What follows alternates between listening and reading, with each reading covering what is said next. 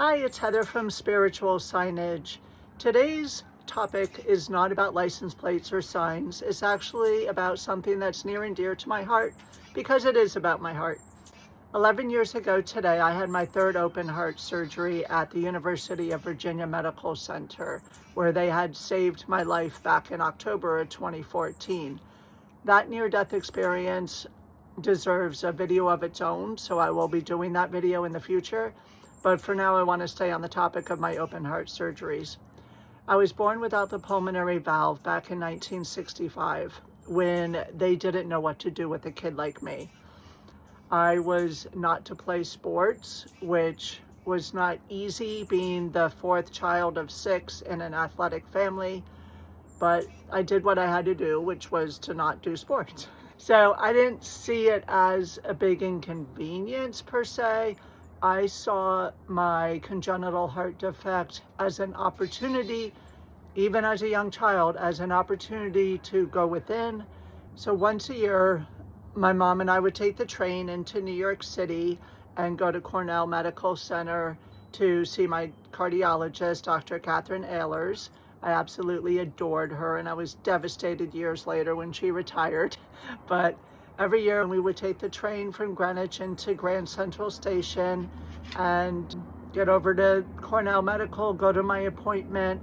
And then after that, we would go to Serendipity for lunch and just hang out around New York City. And it became a really special once a year outing for my mom and me.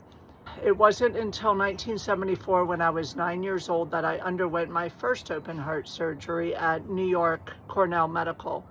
I don't remember a whole lot other than being able to see the tugboats going up and down the river.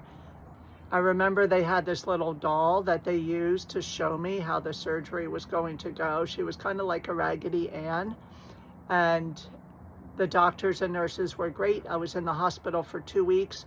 It was in the fall, and when I got home from the hospital, I couldn't walk up the stairs. My dad had to carry me upstairs for bed. It was daunting at 9 years old to have open heart surgery, especially back then, because I was essentially a guinea pig. They ended up putting in a pig's valve where my pulmonary valve should have been. Well, I went on to have that valve until I was 25 years old and ended up in the record books for the longest standing, pig's valve recipient. So that was kind of cool. All my doctors thought that I was, a medical miracle. At the age of 25, they took that out and put in a stent. So there was just a regular stent where the valve should have been. Fast forward to 49 years old, and I was ready for my third open heart surgery.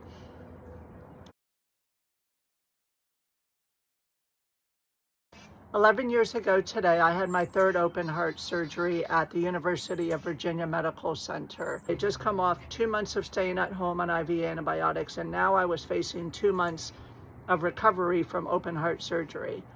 And having had this surgery at 9 years old and 25 and now 49, back then 49, it was an interesting perspective to go through it as a child when you were a guinea pig, to go through it at 25 when they were trying new things and I was again a guinea pig, to being 49 and having my cardiologist understand me.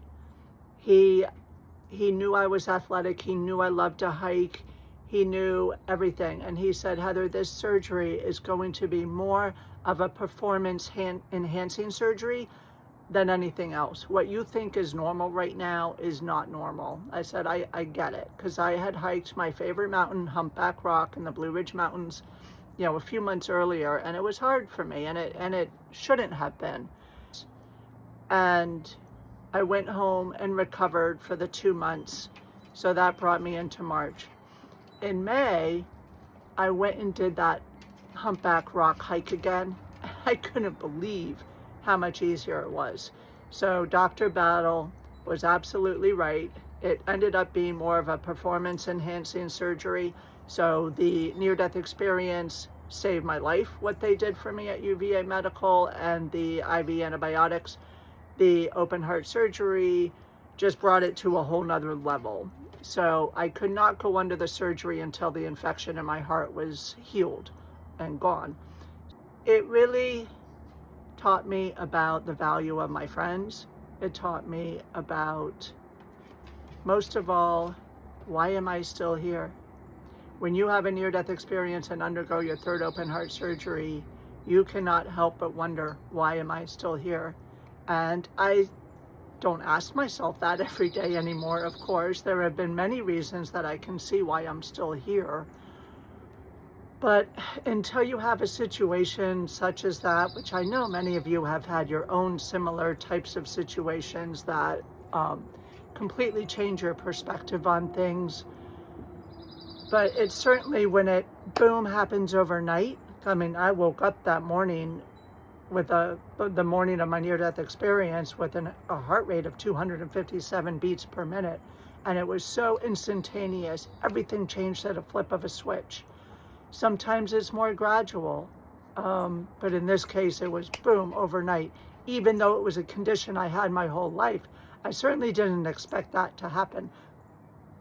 And I was already seeing signs and license plates well before that surgery and before that near-death experience. So my faith in a higher power was very strong at the time, and I know that's what got me through, along with my faith, my friends, and my family.